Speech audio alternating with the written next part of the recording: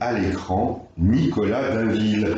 Alors Nicolas Dainville, il a plein de casquettes, plein de responsabilités.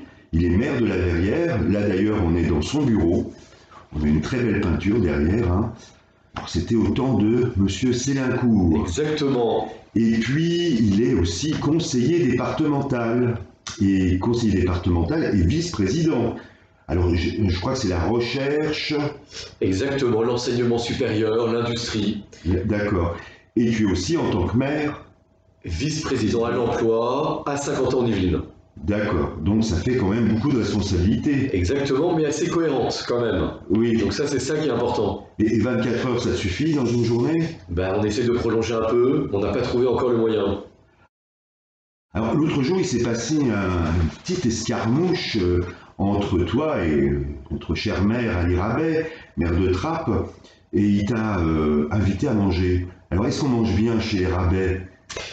Alors j'attends encore l'invitation, j'ai pas eu officiellement l'invitation. Après, personnellement, je me méfie toujours quand on dit cher. Vous savez, cher Nicolas, cher Intel, ça m'a rappelé quand Monsieur Rabet disait cher Guy, mon cher Guy, cher Guy. C'était avant de lui planter un coup de poignard dans le dos, au sens figuré du terme. Donc je me suis un petit peu méfié quand on m'a dit cher Nicolas. En tout cas, j'accepte l'invitation. En tout cas, il n'y a aucun souci pour déjeuner avec Monsieur Rabet. S'il m'a invité, j'attends encore, mais il n'y a aucun problème. En tout cas, Ali Rabet s'intéresse beaucoup à ta ville, puisqu'au moment des élections départementales, je crois qu'il avait assisté à un rassemblement autour du projet d'aménagement, de réurbanisation, de rénovation du quartier du Bois de l'Étang. Bois de l'Étang, voilà. Alors effectivement, Stéphane, tu parles de ce conseil communautaire où on devait élire le nouveau vice-président. J'ai fait une petite déclaration pour me dire que pour ma part, je m'abstenais. Pourquoi je me suis abstenu? Pour deux raisons que j'ai expliquées.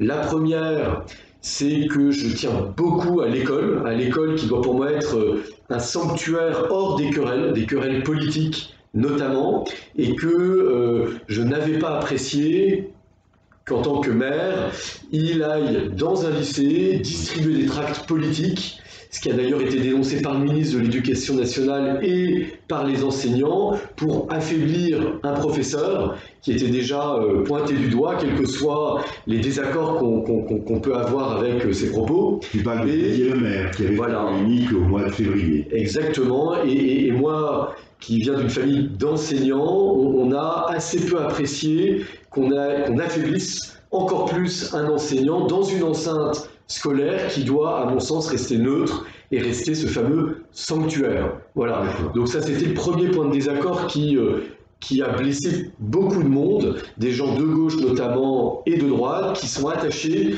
à l'école républicaine comme un lieu préservé. Et puis le deuxième élément effectivement qui m'a beaucoup heurté, c'est la présence de Monsieur Rabet lors d'un rassemblement au Bois de l'Étang pour parler d'un projet qui est un projet essentiel pour la ville de la Verrière, qui est un projet de renouvellement urbain du quartier du Bois de l'Étang, qui est une opportunité historique à saisir, qui avait été saisie par le maire communiste de l'époque, Alain Jage, et qui est un projet essentiel pour améliorer l'attractivité du quartier, l'attractivité de la ville, un projet de 77 millions d'euros, qui est apprécié par les habitants, puisqu'on a fait une enquête sociale qui montre que 74% des habitants concernés par les démolitions, par le relogement, approuvent le projet, et on ne doit pas céder face à une petite minorité qui est très bruyante et qui s'appuie surtout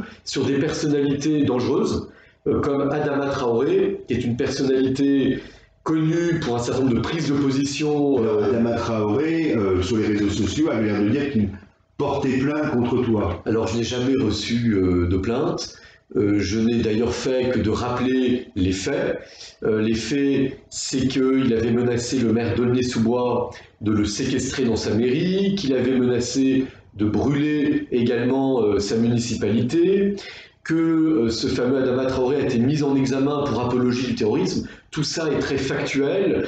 Il avait effectivement organisé une manifestation pour soutenir le tueur Michael Harpon, ce qui avait d'ailleurs provoqué l'indignation à l'époque du ministre de l'Intérieur. Donc voilà, tout cela sont des faits que chacun peut vérifier. Et ce même Adama Traoré est venu dans le quartier du Bois de l'Étang, qu'il ne connaît pas, pour s'opposer au projet de rénovation urbaine, alors même qu'il va dans d'autres municipalités, notamment dans le Nord, pour au contraire soutenir des projets de rénovation urbaine, réclamer des démolitions d'immeubles. Bref, c'est quelqu'un qui défend un projet et un autre, mais sans connaître vraiment la réalité du terrain. Et la réalité du terrain, je le répète, c'est que vous avez une majorité silencieuse qui souffre d'être dans des bâtiments vétustes, avec des problèmes de canalisation qui pourrissent la vie des habitants, des problèmes d'ascenseurs, des problèmes de voitures ventouses, du fait même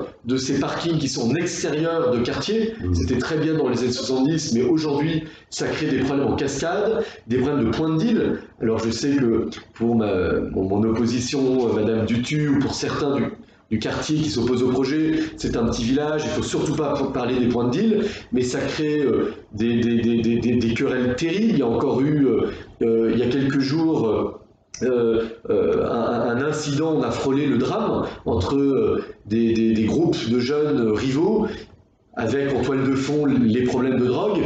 Donc, soit on ne fait rien. C'est des luttes de territoire. Oui. Alors, est-ce que dans la contestation, on peut penser que ça rentre en ligne de compte, justement, ces problèmes de territoire? Parce qu'on sent des attaques très virulentes sur les réseaux sociaux autour de ce projet-là. Alors déjà, il faut comprendre que tout projet qui change les habitudes peut faire peur. Donc vous avez une crainte légitime d'un certain nombre d'habitants que j'entends, que je comprends, et auxquels on veut apporter des réponses concrètes. Moi, j'ai évolué sur ce projet.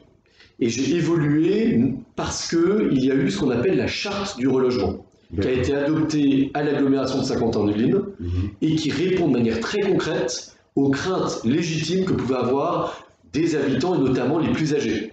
Et cette charte du relogement, elle garantit aux habitants qui vont être logés un relogement digne, avec comme premier critère le souhait des habitants, avec une ambition de les reloger essentiellement dans du neuf, ou dans du réhabilité depuis moins de 5 ans, avec des garanties offertes sur le reste à charge, sur la prise en charge du déménagement. Donc toutes ces garanties, elles apportent en fait des réponses très concrètes aux craintes légitimes que pouvaient avoir les habitants.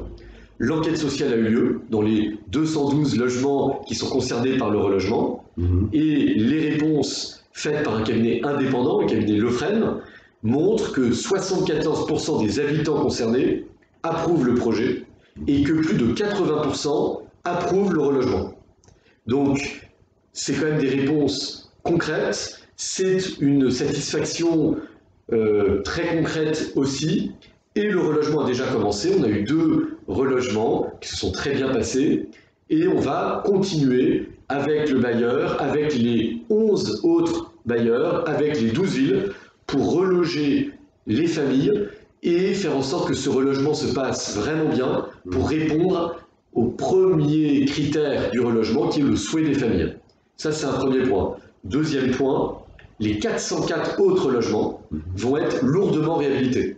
Lourdement réhabilités, c'est-à-dire ascenseur, plomberie, canalisation, hall d'immeuble, extérieur, avec des toits plus élancés pour donner une architecture urbaine plus moderne à ces bâtiments qui datent des années 70, pour sécuriser les entrées comme un trap, avec le projet en vue, pour résidentialiser les parkings, pour éviter le phénomène de voitures ventouses ou de mécanique sauvage.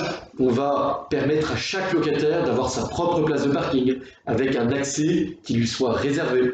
Tout cela, ça coûte 77 millions. Sans oublier une nouvelle école qu'on va construire, une nouvelle maison de quartier qui malheureusement connaît ses dernières années de vie, puisqu'elle est quand même assez ancienne. Et au-delà du projet, on va rénover le pont de la Villedieu, entre Elancourt, Trappes, La Verrière, qui va être doublé, avec des accès piétons, avec des accès vélos. On va permettre d'avoir une vraie entrée de ville. Aujourd'hui, dans le quartier du Bois de l'Étang, on est une entrée de ville assez confidentielle, sur l'avenue des Louets. Là, on va permettre d'avoir une vraie entrée de ville, de repositionner les commerces pour avoir plus d'attractivité. Et aussi, on va essayer, c'est un petit peu annexe au projet, mais ça va lui donner un coup d'accélérateur, d'enfouir les lignes à haute tension. Et ce que je voudrais dire à M. Rabé, c'est que, il y a une sorte de solidarité normalement dans cette agglomération entre les maires, c'est-à-dire qu'on ne s'oppose pas au projet du voisin, c'est un principe de base. 2, M. Rabé, il pousse des projets en rue très ambitieux pour sa ville, notamment sur Camus, où il va démolir l'ensemble du quartier Camus, ou sur Cité Nouvelle, ou sur Barbus. Il va pousser des projets en rue. Donc pourquoi Trappes aurait le droit d'avoir des projets ambitieux en rue avec M. Rabé et avec M. Malandin, puisqu'il y a eu près de 300 millions d'euros avec M. Malandin, et ça a quand même changé positivement l'image de Trappes. Et pourquoi M. Rabé nous mettrait des bâtons dans les roues pour pousser nos propres projets? Pourquoi les Verriérois n'auraient pas le droit au meilleur en termes de qualité de vie, alors que Trappes pousse, et c'est tant mieux, des projets aussi ambitieux? Voilà, c'est une contradiction. Et puis troisième chose qui m'ont un petit peu heurté, c'est de s'afficher à côté de personnages contestables, comme M. Adama Traoré, qui ne connaît rien au quartier, qui est un agitateur, qui vient de quartier en quartier, et qui, je dirais, est assez contestable dans ce qu'il a pu dire ou faire dans le passé. En tout cas, je peux vous dire qu'au Bois de l'Étang, le Bois de l'Étang ne se sent pas du tout représenté par M. Traoré. Le Bois de l'Étang, c'est beaucoup de réussite. C'est des gens qui sont devenus avocats, ingénieurs, médecins, boulangers, entrepreneurs, qui cartonnent et qui ont envie de donner une autre image du Bois de l'Étang que celle que donne M. Rabé et M. Traoré. Alors, tu évoquais l'élection, la réélection d'Ali Rabet comme vice-président de 50 ans de Yvelines. Et ce que certains trappistes ne comprennent pas, c'est qu'après les polémiques qui ont eu lieu pendant les campagnes départementales, les campagnes pour la municipale anticipée de Trappes, on attribue, alors que c'est une majorité de droite, soyons clairs, l'agglomération de Saint-Quentin-en-Yvelines, on attribue, on offre, on donne un poste de vice-présidence à quelqu'un qui a quand même été très dur, voire peut-être même insultant, à l'endroit des élus de droite. Alors comment ça se fait? Certains me posent la question, mais comment ça se fait? Alors j'ai ma réponse, mais j'aimerais entendre la tienne. Alors c'est sûr que M. Rabé a été très dur. Moi je me souviens d'une soirée où il allait dans l'enceinte de l'agglomération distribuer des tracts pour s'en prendre au président Jean-Michel Fourgousse. Mais il y a peut-être une différence, c'est que les maires, le président de l'agglomération ne sombrent pas, je dirais, dans la vengeance politicienne et ont envie de travailler ensemble à condition que M. Rabé joue le jeu. Donc c'est, je dirais, le défi, la main tendue qu'on fait, c'est on est prêt à travailler ensemble. Parce que saisissez votre chance de Jean-Michel Fourgousse, le président. Exactement. On a envie de préserver cette gouvernance partagée qui est le meilleur système, puisqu'il y a une formule qui dit « seul on va plus vite, ensemble on va plus loin ». Et c'est vrai que si on veut faire de belles choses pour l'agglo, on a beaucoup de défis à relever. Et donc ça nécessite d'être ensemble, de mettre de côté nos querelles passées ou nos différences pour mettre en avant ce qui nous rassemble, pour relever les défis de l'agglo.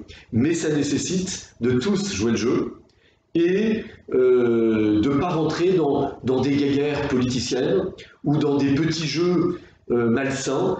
Ça nécessite de jouer le jeu. Et cette main, on l'attend, mais il faut que M. Rabé s'en saisisse avec honnêteté, avec sincérité, et soit dans une posture de travail ensemble.